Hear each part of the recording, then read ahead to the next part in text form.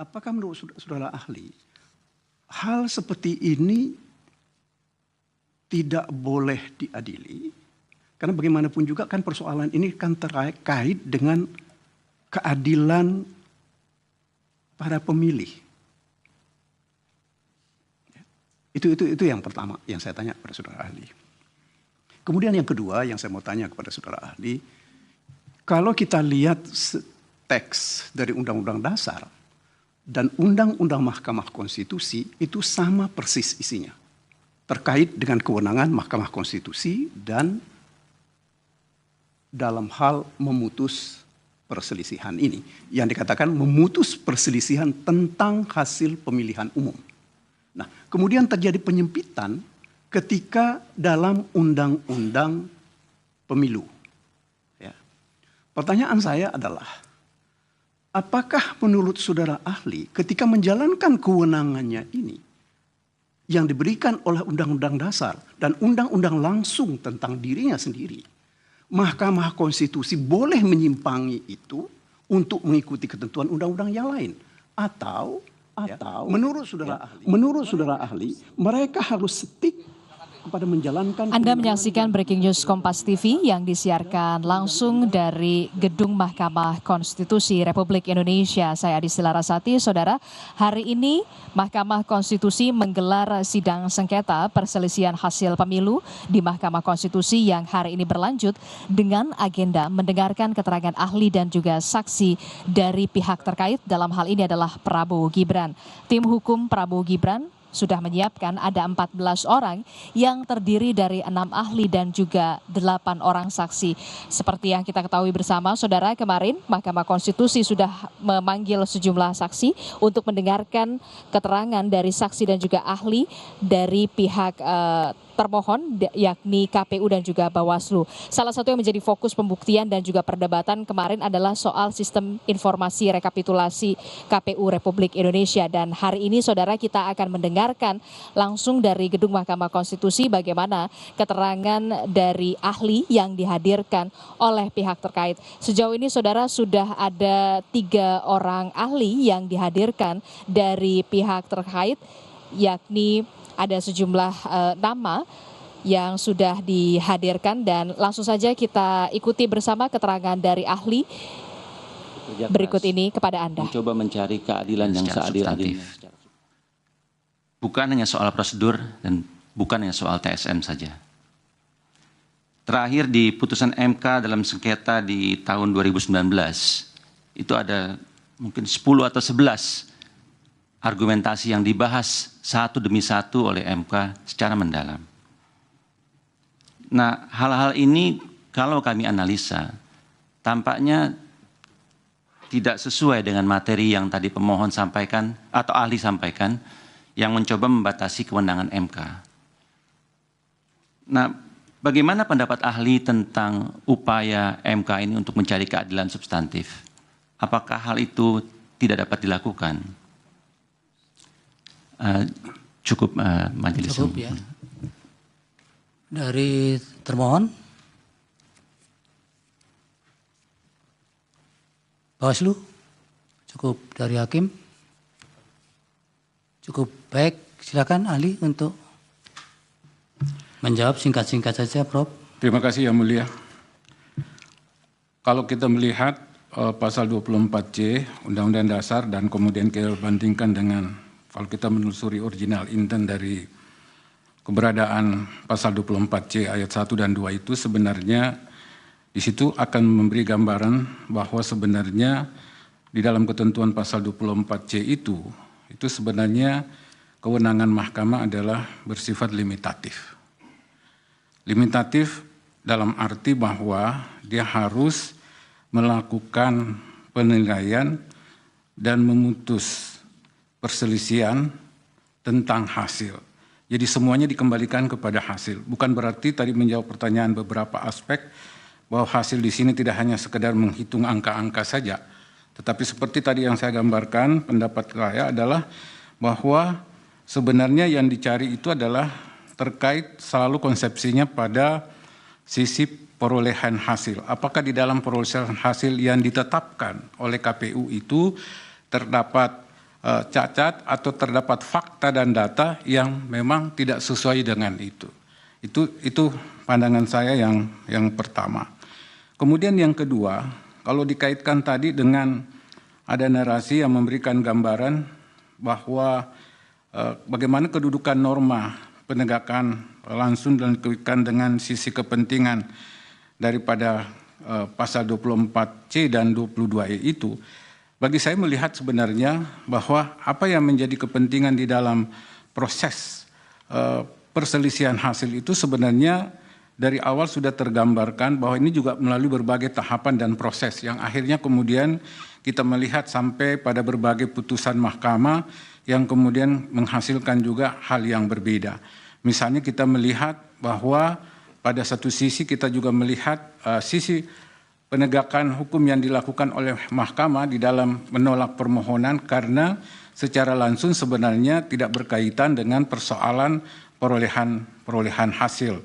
Kalaupun kemudian tidak pernah juga terbuktikan bahwa ada unsur perolehan hasil itu yang dinyatakan cacat atau tidak sesuai, kemudian membandingkan antara fakta dan data yang diajukan, kemudian dengan hasil penetapan perolehan suara yang dilakukan oleh KPU dalam hal ini. Sehingga menurut saya itulah hal yang penting dan perlu terpahami dengan baik.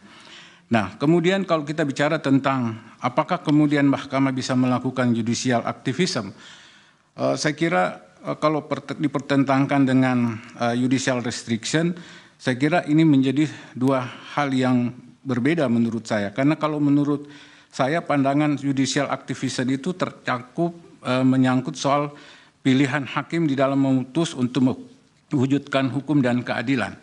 Dan tentu kebebasan hakimlah yang diutamakan dalam praktek seperti itu. Sedangkan pada sisi judicial restriction, memang pembatasan itu jelas. Dan seperti saya katakan tadi, original intensi daripada pasal 24C itu sebenarnya memberi batasan secara limitatif. Kita melihat bahwa sebenarnya kalau kita berbicara soal kewenangan, sebenarnya soal dasar bertindak atau dasar berbuat. Nah, di dalam konsep hukum administrasi selalu dinyatakan tidak ada suatu tindakan perbuatan yang dilakukan tanpa dilandasi dengan dasar bertindak atau berbuat. Manakala ada tindakan perbuatan yang dilakukan di luar yang bukan menjadi kewenangannya, maka ada dua konsekuensi, apakah terjadi perbuatan melampaui kewenangan, perbuatan sewenang-wenang, atau kemudian ketidakberwenangan atau onbefugheid. Nah, sehingga dengan demikian menurut saya sisi kepentingan di dalam melihat hal aspek terhadap frasa memutus perselisihan tentang hasil pemilihan umum, kata tentang itu juga sebenarnya bagi saya adalah menunjukkan limitasi terhadap apa sebenarnya yang akan dipersoalkan, apa yang akan diputuskan sebenarnya. Karena kata tentang itu selalu merujuk kepada suatu hal, suatu perihal tertentu.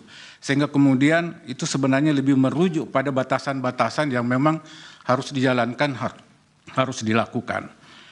Nah, mengenai perlunya pertimbangan, tadi ada petitum, kemudian menginginkan adanya diskualifikasi, kemudian apakah dikaitkan dengan jadwal seandainya ada proses diskualifikasi. Bagi saya selaku ahli tidak juga lantas menyatakan bahwa kalau itu ada diskualifikasi yang dijalankan oleh mahkamah, tentu kita juga harus melihat. Karena pada patokan dasarnya sebenarnya adalah untuk menentukan apakah sebuah pasangan calon terdiskualifikasi atau tidak. Saya kira kalau kita mulai dari merujuk proses awal, maka itu kan sebenarnya harus dilakukan dalam sebuah proses. Dan kalau proses itu tidak pernah tersampaikan, maka kemudian langsung mau dibawa ke mahkamah. Nah, menurut inilah pertimbangan saya seharusnya mahkamah tidak mempertimbangkan untuk hal itu. Bagaimana MK sudah menjelaskan posisinya, kemudian tidak tidak mempersoalkan lagi. Bagi saya sebenarnya kalau kita melihat merujuk pada berbagai putusan yang dijalankan oleh MK, maka kemudian kita bisa melihat bahwa hal yang ingin dijalankan oleh mahkamah menurut pandangan ahli adalah bahwa kalau sesuatu hal itu memang masih menjadi hal yang samar dan tidak begitu jelas, sehingga kemudian dia harus melakukan sebuah proses penilaian yang mandiri untuk sampai kepada sebuah keputusan. Tetapi kalau hal itu sebenarnya sudah jelas dan ditegaskan di dalam norma kewenangannya, maka menurut saya itu tidak penting lagi dilakukan. Kemudian tadi saya sudah mengungkapkan mengenai perselisihan hasil pemilihan tidak hanya berupa angka-angka, dan ini seringkali disebut sebagai bahwa mahkamah jangan sampai bertindak berfungsi sebagai mahkamah kalkulator. Makanya dari awal saya menyatakan dari praktik dan putusan mahkamah sendiri, saya tidak melihat bahwa mahkamah hanya mempersoalkan angka-angka saja. Toh juga jauh menungkik mendalam melihat substansi dari perolehan hasil suara yang ditetapkan oleh KPU dan juga membandingkan dengan fakta dan data dari perolehan hasil suara dari para pemohon. Sehingga kemudian dari situ apakah kemudian ada indikasi kemudian terjadinya pelanggaran, dan kemudian mahkamah nanti akan mempertimbangkan. Tapi pertimbangan mahkamah dalam hal ini tetap mengacu kepada apa yang saya sebut penetapan hasil pemilu itu sendiri. Jadi dia tidak boleh keluar daripada bagaimana mempersepsi perselisihan hasil itu dengan tetap mengacu pada apa yang dijalankan. Kemudian yang berikutnya adalah saya juga tidak bisa melakukan penilaian secara subjektif terhadap frasa yang kemudian dinyatakan bahwa ada proses yang sesat di dalam konteks ini. Sebagai ahli pandangan saya bukan dalam kapasitas untuk menilai sebuah kesesatan, sebuah proses, karena nanti juga akan dibuktikan oleh mahkamah sendiri di dalam putusannya. Apakah hal itu sebenarnya bisa dijalankan atau tidak. Kalau kita bicara tentang Undang-Undang Dasar dan kemudian melihat pada apa proses-proses yang dijalankan selama ini, misalnya tadi ada anggapan penyempitan Undang-Undang Pemilu, saya kira kalau saya melihat bahwa kelahiran Undang-Undang Pemilu sekarang ini karena dulu ada proses-proses yang dijalankan di dalam penyelenggaraan pemilu dan juga berdasarkan pada proses sengketa yang ada di Mahkamah Konstitusi dan juga pertimbangan-pertimbangan mahkamah sendiri, maka kemudian dilakukan proses perbaikan dan kemudian muncullah norma yang ada di dalam ketentuan undang-undang sekarang yang kemudian membagi sisi kewenangan penyelesaian sengketa itu sehingga semuanya tidak bertumpu kepada mahkamah sendiri untuk bisa menyelesaikannya. Nah, apalagi kalau misalnya pelanggaran-pelanggaran yang bersifat administratif, kemudian juga kalau misalnya sengketa proses yang sebenarnya harus segera sudah mendapatkan keputusan. Kemudian bagaimana menemukan teks kalau misalnya menyimpan dari ketentuan Undang-Undang Dasar. Nah, saya kira kembali lagi kepada apa yang menjadi kepentingan di dalam mahkamah memutus perselisihan hasil pemilu yang tentu saja menurut saya koridornya ada pada sisi kepentingan itu. Tentu mahkamah akan mempertimbangkan secara cermat dan kemudian kalau ini dikatakan bagaimana menemukan teks yang sesuai, saya kira juga perlu secara hati-hati menurut pandangan ahli untuk bisa kemudian menelurkan sebuah norma yang kemudian tiba-tiba tidak bersejalan dengan kewenangan yang selama ini diberikan oleh Undang-Undang Dasar terhadap kepentingan perselisihan hasil pemilu itu. Yang terakhir menurut saya bagaimana mahkamah menjaga konstitusi secara seadil-adilnya, ya tentu ini dikembalikan kepada mahkamah untuk kemudian bisa menilai, memutus tentu dengan tetap koridornya pada perselisihan hasil. Saya kira kalau juga merujuk pada apa yang disebut sebagai keadilan substantif, tentu ini akan merujuk pada sebuah parameter seperti apa pemahaman kita terhadap keadilan yang substantif itu. Apakah keadilan substantif bersumber pada sisi proses Apakah memang ada hal-hal yang memang secara substantif di dalam proses itu memang tidak memberikan jalan lain untuk kemudian bisa menetapkan bahwa ini bertentangan keadilan substantif. Bagi saya sebenarnya itu masih dalam koridor yang bersifat subjektif. Demikian Yang Mulia.